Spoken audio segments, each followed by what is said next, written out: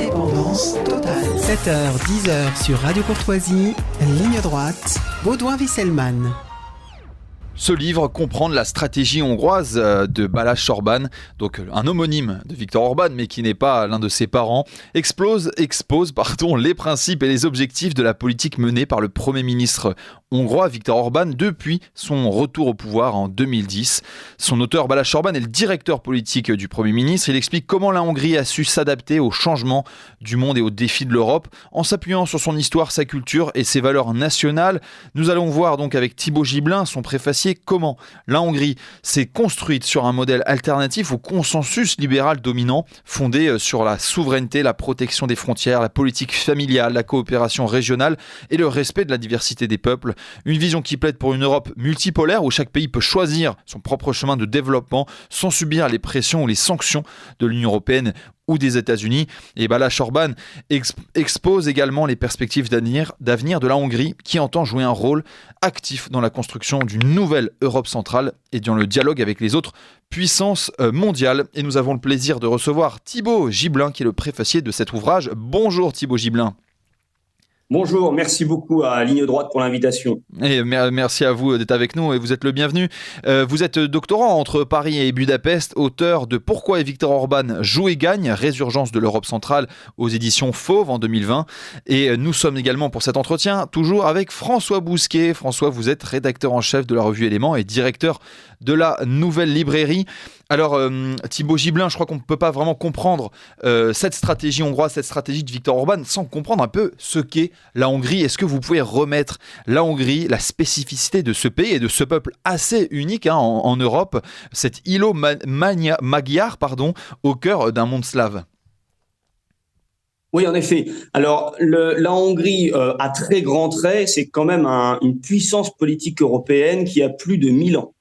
Les Magyars ont conquis le bassin des Carpates, cette région centre-européenne au Xe siècle. Et depuis cette longue période, on a eu, je dirais, deux époques. 5 premiers siècles où la Hongrie a été une grande puissance internationale. Et puis, après la conquête de la Hongrie par l'Empire ottoman au début du XVIe siècle, la Hongrie est devenue une puissance broyée ou limitée. Elle est passée de la tutelle ottomane à la tutelle autrichienne. Mais les élites hongroises ont toujours défendu les libertés nationales. Et donc, au XIXe siècle, on a eu la surprise de voir réapparaître la Hongrie réunifiée dans le cadre de l'Autriche-Hongrie, donc cette grande monarchie danubienne.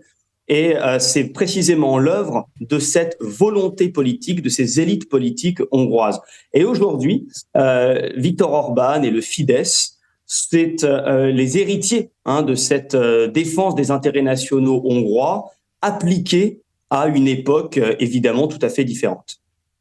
Vous le rappeliez, la Hongrie, sa spécificité de beaucoup de pays de Mitteleuropa, de l'Europe centrale, de l'Europe du milieu, c'est d'être des pays coincés entre des puissances. Vous avez évoqué l'Empire ottoman, vous avez évoqué l'Autriche, mais il y a aussi l'Allemagne, mais il y a aussi la Russie. Donc ce sont des pays qui ont une contrainte supplémentaire d'exister encore un peu plus. C'est ce qui fonde leur singularité, n'est-ce pas ? C'est exactement ça. Et je dirais que de ce point de vue, même la Hongrie est peut-être le pays le plus emblématique de la région, parce qu'elle est en effet toujours en nécessité de faire une triangulation entre Moscou, Istanbul et la capitale allemande du moment. Bon, ça a été Vienne pendant de longs siècles, c'est aujourd'hui évidemment Berlin. Si bien que la Hongrie, par exemple, contrairement à la Pologne, ne s'identifie pas comme une puissance décisive elle-même, mais elle essaie de se positionner de la manière la plus constructive possible, de la manière la plus habile politiquement, pour ne pas être écrasée par ces grandes puissances et au contraire pour tirer bénéfice des partenariats. Voilà. Et c'est ce que continue de faire la Hongrie dans l'espace globalisé en essayant de maintenir un consensus dans le conflit russo-ukrainien, en étant à la fois dans l'OTAN, mais très ouverte à la coopération avec la Chine. Et à l'heure où je vous parle, Viktor Orbán est à Pékin, où il a été reçu hier par le président Xi Jinping. La Hongrie, c'est également une personnalité exceptionnelle. Viktor Orban, dont la longévité au pouvoir est fascinante. Il n'y a guère que Merkel et Poutine qui, en Europe, auront été aussi longtemps au pouvoir. Ça requiert un grand homme, le redressement d'un pays. Oui, il y a cette spécificité que rien n'aurait pu advenir sans une personnalité politique charismatique par laquelle les revendications nationales trouvent, je dirais, un chef d'orchestre. Viktor Orban, en effet, est un dissident anticommuniste de la première heure. Il fonde le Fidesz en 1988 et à l'âge de 26 ans, un an plus tard, il fait ce grand discours sur la place des Héros de Budapest où il réclame le départ de l'armée rouge. C'est une étape dans la dislocation du communisme en Europe. Il est Premier ministre de 1998 à 2002.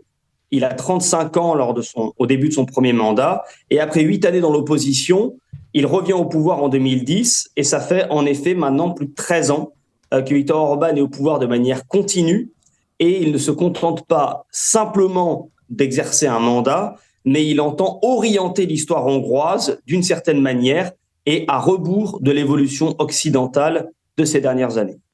Il lui-même a beaucoup changé entre le premier Orban de son premier mandat que vous évoquiez, de 98 à 2002, qui est une personnalité qui regarde quand même vers Washington, et aujourd'hui c'est un nouveau personnage. Oui, Viktor Orban a, si je puis dire, a appris de ses expériences. En fait, il faut bien se mettre à la place des dissidents centre-européens des années 80. Le soleil se levait à l'ouest, tout semblait indiquer que en copiant les modèles occidentaux, on irait vers plus de prospérité et plus de liberté. Et particulièrement à partir de la crise de 2008, ce modèle s'est écaillé. Et donc Viktor Orban a, je dirais, remis l'église au milieu du village, remis la culture politique hongroise au milieu de la stratégie hongroise. Et c'est précisément l'intérêt du livre de Balázs Orbán de démontrer qu'il y a des ressources internes dans l'histoire hongroise qui permettent de bâtir un modèle au XXIe siècle.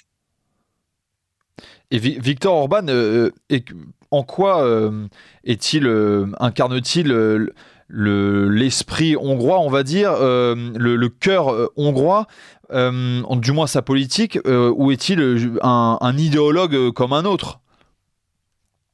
Alors, je crois que Viktor Orban est d'abord un pratiquant de la politique. Il n'y a pas de place pour, je dirais, le règne des idées quand on assume le concret de la politique et depuis, je dirais, de longues années.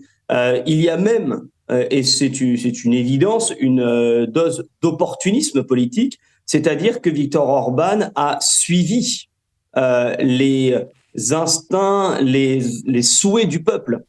Viktor Orban est, je dirais, anticommuniste dans les années 80, dans une société hongroise profondément lassée, profondément déprimée par le cadre socialiste. À l'époque où la Hongrie entière est à des yeux de chimène pour l'Ouest, eh bien, il tente de mettre en musique la mise au pas du pays selon les critères du néolibéralisme occidental. Et puis, quand on remarque que des modèles, que la multipolarité des signes des frontières à l'intérieur de ce village global, eh bien Viktor Orban entend reconsidérer les règles à l'avantage de la majorité populaire hongroise, car s'il y a bien une constante dans l'histoire politique de ces 30 dernières années en Hongrie, c'est que Viktor Orban défend l'intérêt populaire et défend un consensus majoritaire viable. C'est par exemple pour cette raison qu'il s'est opposé fermement à l'immigration sauvage en 2015, parce que cette arrivée massive de gens du Moyen-Orient et de l'Afrique noire semblait une aberration totale à la population hongroise.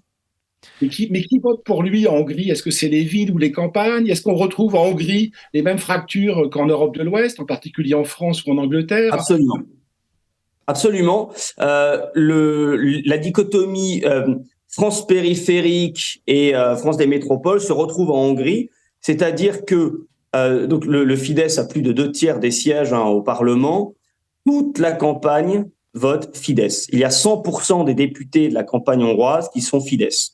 Et toutes les villes sont Fidesz, à l'exception de la majorité des quartiers de Budapest et de centre-villes, hein, dans le sud du pays, en l'occurrence les villes de Szeged et Pécs. Donc il y a en effet ce moindre support pour Viktor Orban dans la métropole et précisément dans les classes jeunes de la métropole, celles qui sont connectées, celles qui sont plus ouvertes à une lecture libérale, libertaire des choses.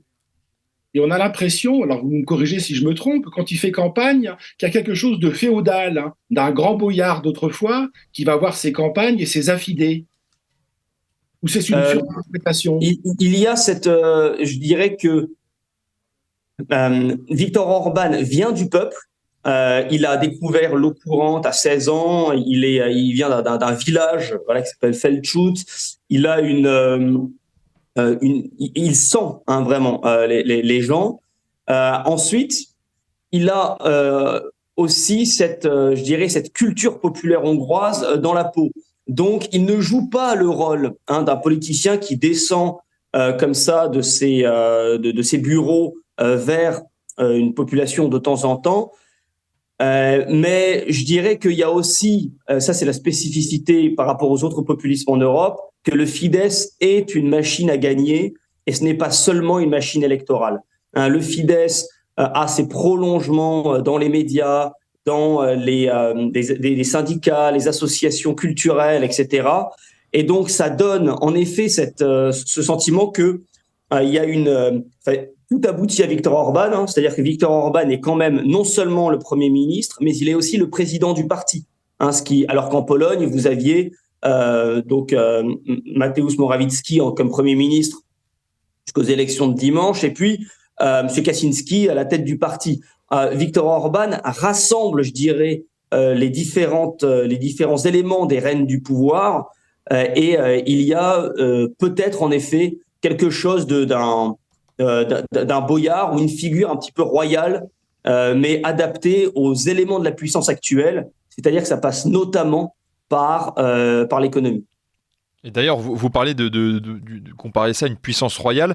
Balázs Orbán, dans son livre, décrit que la doctrine de la Sainte Couronne, donc la Sainte Couronne, c'est celle du roi Étienne Ier, Saint Étienne, on pourra en reparler. Comment cette doctrine de la Sainte Couronne infuse encore dans la politique Orbán, ou du moins dans la politique hongroise, ou du moins dans la politique de Viktor Orbán? Oui, c'est un point très intéressant, en effet, Balázs Orbán s'étend assez longuement, avec raison, sur cet aspect. Faut comprendre qu'en Hongrie, il n'y a pas la rupture que nous avons connue en France avec la Révolution française. Il n'y a pas un ancien régime, un ancien monde, et puis une nouvelle France, une république qui repartirait d'une heure zéro. Donc, pour les Hongrois, leur couronne, c'est la continuité de l'histoire nationale, et c'est le corps mystique de la Hongrie. Voilà. La Sainte Couronne conférait la légitimité. Hein, c'est-à-dire qu'il n'y avait pas l'importance du sacre du pape, hein, pour l'empereur romain germanique, ou de l'archevêque de Reims pour le roi de France. Le roi était élu par l'aristocratie, et ensuite c'était l'apposition de la Sainte Couronne qui conférait la légitimité. Eh bien, il faut comprendre qu'au XXIe siècle en Hongrie, cette Sainte Couronne, qui pourrait être assimilée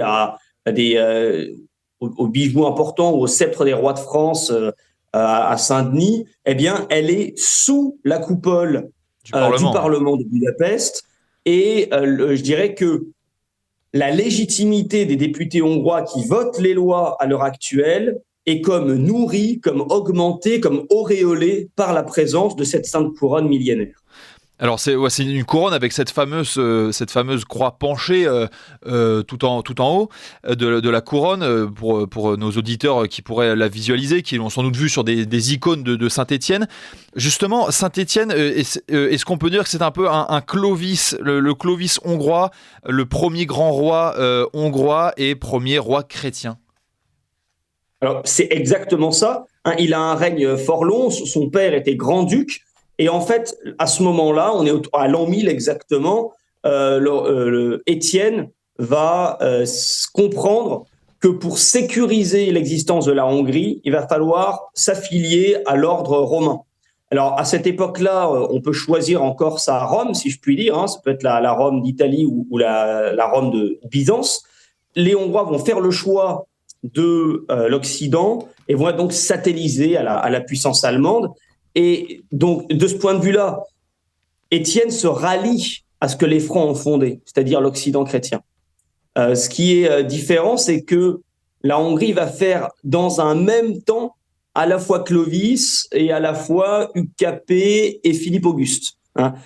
Vous avez donc une nation qui se forme avec la continuité de l'aristocratie magyare, avec la continuité des usages, de la langue, mais avec cette adhésion à travers le catholicisme à l'héritage grec et romain de l'Europe.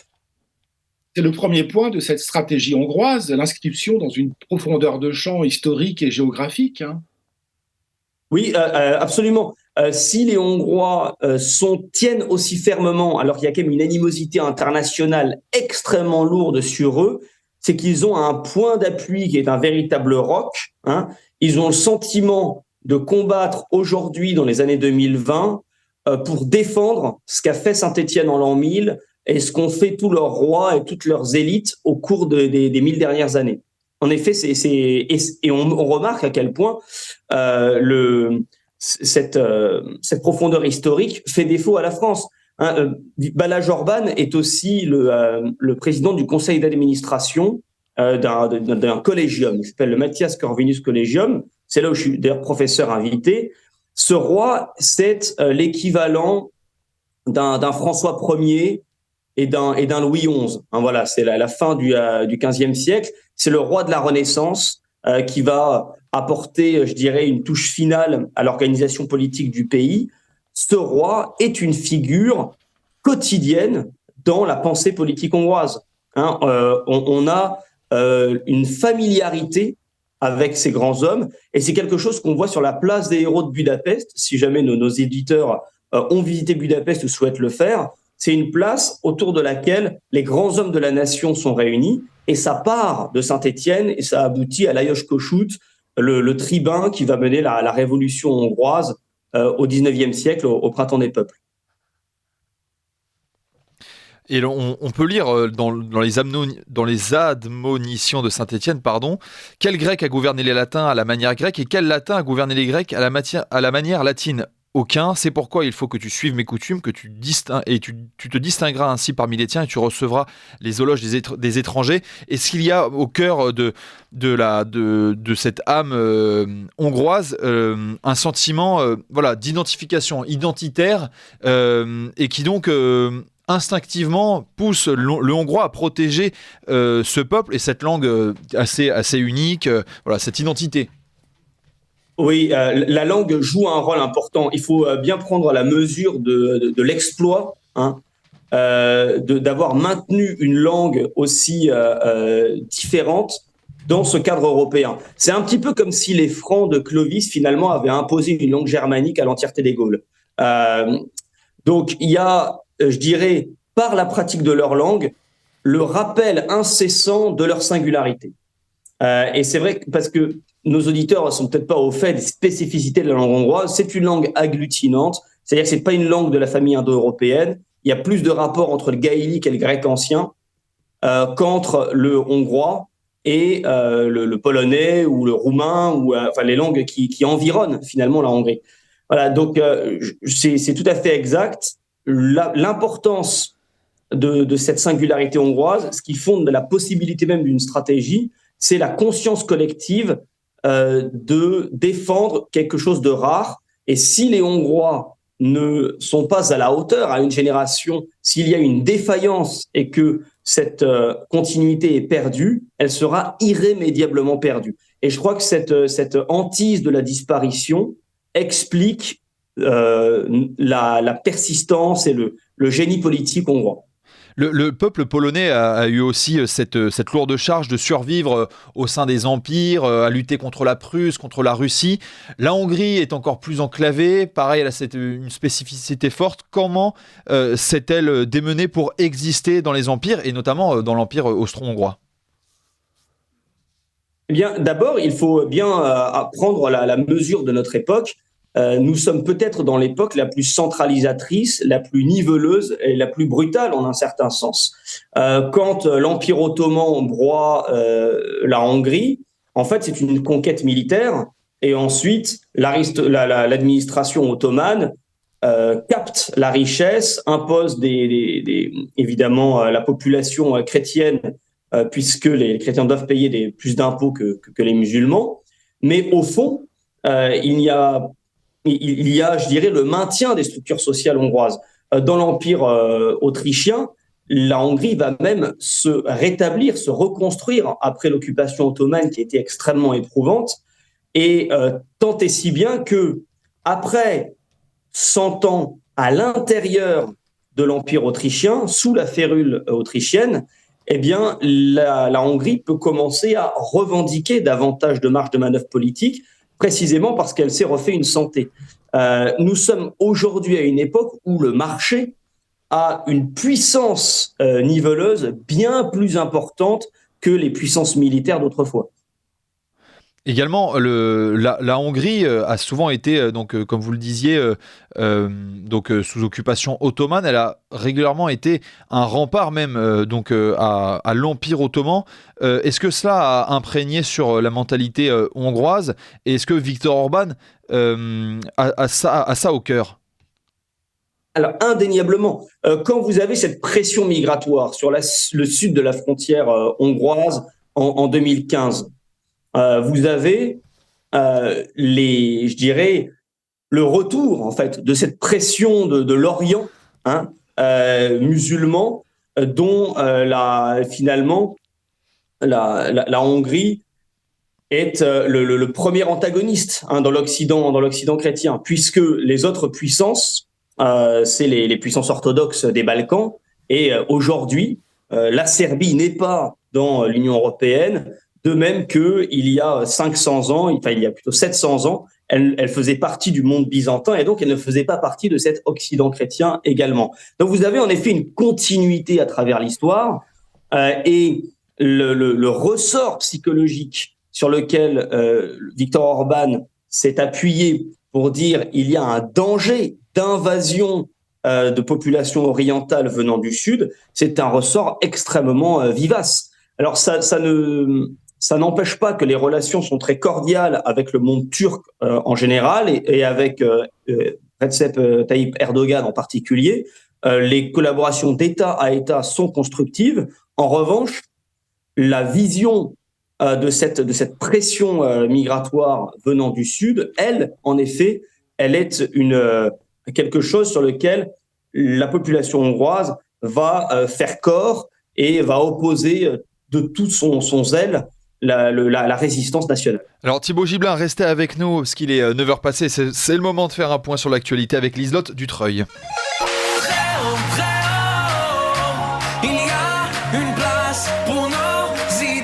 Vue de haut. Nous sommes avec Thibaut Giblin qui a préfacé cet ouvrage « Comprendre la stratégie hongroise » écrit par Balázs Orbán, qui est le conseiller politique de Viktor Orban, même s'ils n'ont pas de lien entre eux. Et je suis accompagné pour cet entretien de François Bousquet, directeur de la Nouvelle Librairie et de la revue Éléments. Et François Bousquet, je vous redonne la parole tout de suite. Oui, cette stratégie hongroise, rentrons dans le vif du sujet, Thibaut Giblin. Comment l'expliquez-vous ? On a l'impression, quand on lit le bouquin de Balázs Orbán que vous avez préfacé, et que Viktor Orban a également préfacé, il a que 35 ans ou 37 ans, Balázs Orbán, il est très jeune, que c'est une forme de gaullisme assortie à un conservatisme. Je résume à grands traits, c'est une anthropologie chrétienne, la défense de la propriété privée, l'éloge du travail, la défense des libertés individuelles, mais au sein des familles et de la communauté nationale, un État fort et régulateur, et une souveraineté retrouvée avec des alliances régionales. C'est du Charles de Gaulle.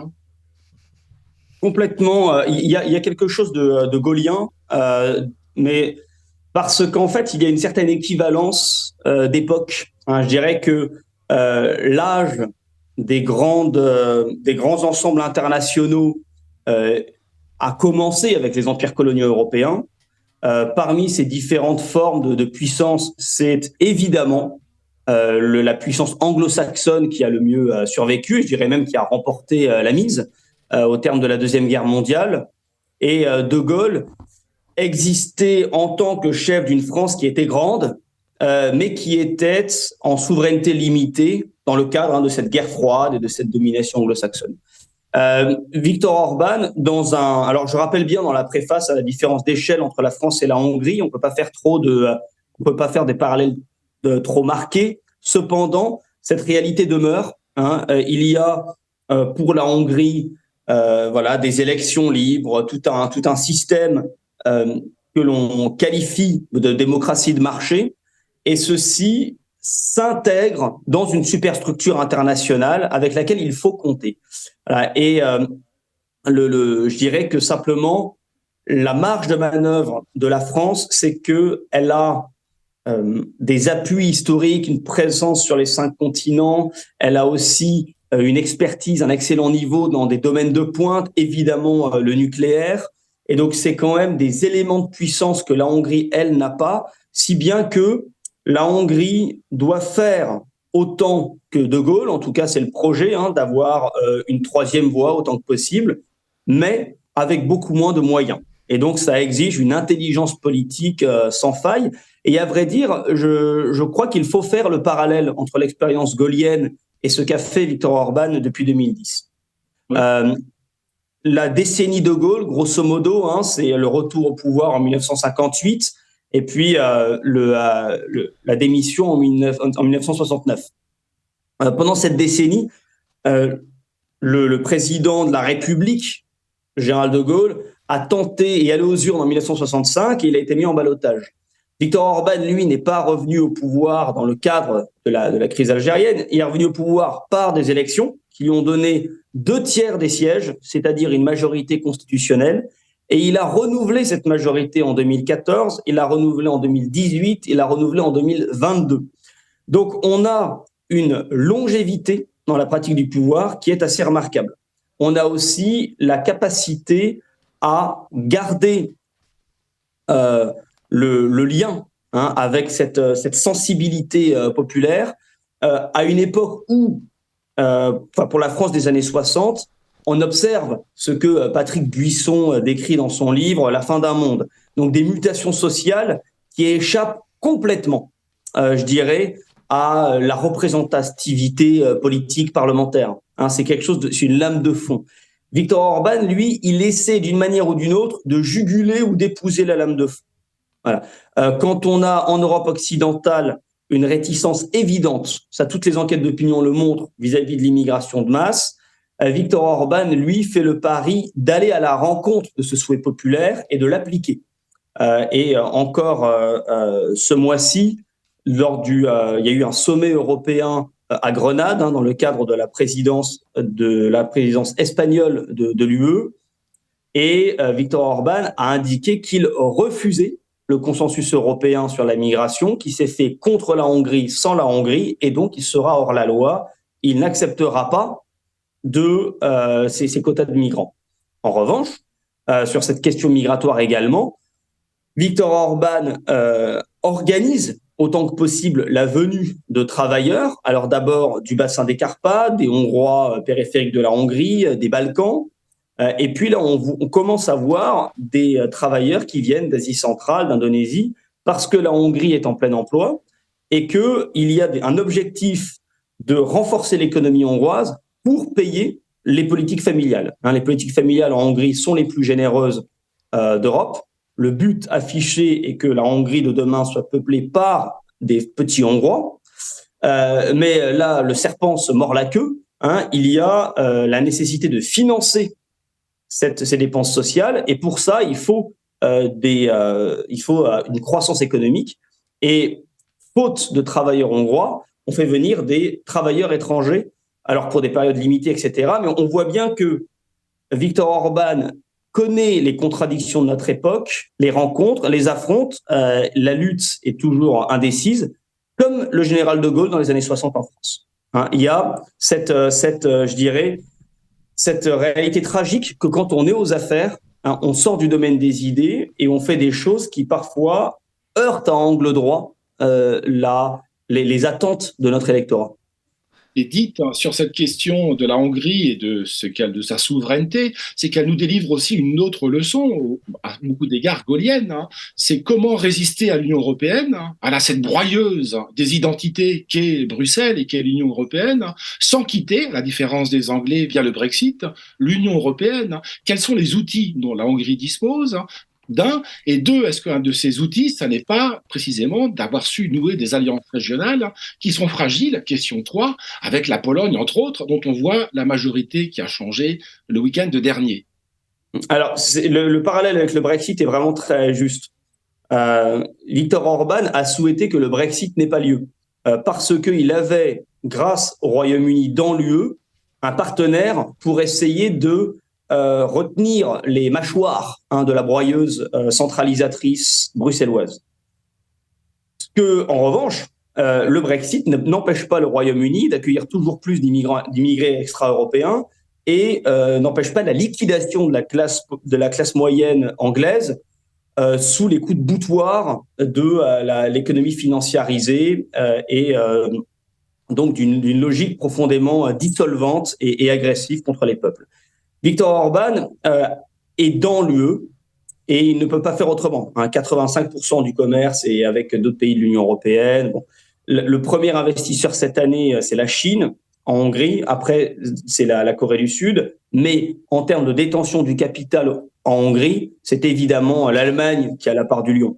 Donc, en revanche, l'agressivité de l'Union européenne, de Bruxelles, de la Commission européenne et du Parlement à l'encontre de la Hongrie sert de levier à Viktor Orban, d'un levier unificateur. Il faut comprendre que les eurocrates ont fait une faute en blâmant Viktor Orban parce que Viktor Orban, finalement, est devenu l'avocat incontestable de la nation hongroise, de l'intérêt collectif des Hongrois face aux instances internationales.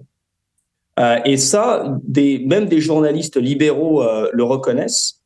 Finalement, le meilleur allié de la popularité de Viktor Orban, ce qui le rend irremplaçable, c'est l'agressivité, l'hostilité complètement, je dirais, fanatique de Bruxelles. Je vous donne un exemple. Le programme Erasmus a été suspendu en Hongrie parce que l'Union européenne estime que Budapest fait des infractions à l'état de droit. Cette jeunesse estudiantine hongroise est peut-être la tranche de la population la plus portée à soutenir une évolution libérale. Et pourtant, en étant sanctionnés par Bruxelles, ils savent très bien qu'il n'y a aucun rapport de cause à effet et finalement, ça solidarise cette jeunesse hongroise avec son gouvernement. Et deuxièmement, finalement, Erasmus est une manière extraordinairement habile de dénationaliser d'une certaine façon la jeunesse d'un pays en lui donnant un cadre d'épanouissement international et en créant une espèce de conscience européenne dans la jeunesse. En empêchant les jeunes Hongrois de disposer d'une bourse Erasmus et de partir à l'étranger, on ramène les Hongrois à eux-mêmes et finalement, c'est l'une des manières de maintenir cette conscience nationale, c'est de sentir qu'il y a une hostilité, c'est de se poser en s'opposant face à un ennemi qui nous a désignés. Et en l'occurrence, cet ennemi, c'est l'Union européenne qui a comme axe majeur en termes d'évolution la doctrine LGBT et l'immigration de peuplement en Europe. Oui, François, allez-y, pardon. Oui, autant de thématiques qui ne passent pas évidemment en Hongrie, mais également en Pologne. Et la Hongrie, la Pologne, la Tchéquie, enfin quelques pays ont créé le groupe de Visegrad, qui est une Europe dans l'Europe, une Europe centrale dans l'Europe centrale. Mais tout ça n'est-il pas très fragile, Thibaut Gibelin? On l'a vu le week-end dernier avec la défaite d'un parti qui ressemble à certains égards, mais pas totalement, en tout cas sur le plan des mœurs, droit et justice en Pologne, et la victoire de Donald Tusk, qui remet les libéraux dans le centre du jeu politique en Europe de l'Est. Tout à fait. Le groupe de Visegrad a été très fragilisé déjà il y a 1 an et demi avec le déclenchement de la guerre en Ukraine, puisque la Pologne a, je dirais, une position anti-russe atavique et que la Hongrie est beaucoup plus pondérée. En effet, ça ne va pas améliorer les choses que le PiS, qui est revenu au pouvoir en 2015, dans le cadre de la crise migratoire. Ça faisait 8 ans qu'ils étaient aux affaires. Et là, en effet, ils vont rendre leur tablier. Ça va être très compliqué, mais il faut bien comprendre que la position du gouvernement conservateur polonais dans le cadre russo-ukrainien a été assez ambiguë. C'est-à-dire qu'il y avait une volonté de s'opposer à la Russie à tout crin et de considérer que le champ de bataille de la Pologne est en Ukraine, mais ça ne signifiait pas du tout une véritable fraternité à l'égard des Ukrainiens. Viktor Orban a essayé de prévenir les Polonais et en tout cas, il a prêché par l'exemple. Il a défendu la paix et la sécurité avant tout. Viktor Orban a dû affronter la question russo-ukrainienne dans un cadre électoral brûlant, puisque l'agression russe date du février 2022 et début avril, les élections se déroulaient à Budapest. Tous les slogans de campagne du Fidesz ont été modifiés. C'était en fait rapidement, Thibaut Giblin, et on va devoir conclure. Très bien. Je vais conclure là-dessus. Donc les slogans, c'était que la Hongrie va de l'avant et pas en arrière. Tout a été remis à plat et les slogans, ça a été la paix et la sécurité. La paix et la sécurité, c'est ce qui a permis de coaliser la Hongrie autour de son chef et la Pologne, elle, est tombée dans une position un peu erratique de défendre l'intérêt polonais tout en exposant la Pologne à un conflit régional. Et ça explique peut-être aussi la contre-performance de la semaine dernière. Viktor Orban a donc l'expérience politique et le sens des priorités. Merci Thibaut Giblin. Et je crois que c'est ainsi que la stratégie hongroise peut s'expliquer le mieux. Merci beaucoup Thibaut Giblin. Vous êtes le préfacier de cet ouvrage de Balázs Orbán, comprendre la stratégie hongroise. Et merci à vous François Bousquet, vous êtes directeur de la revue Éléments.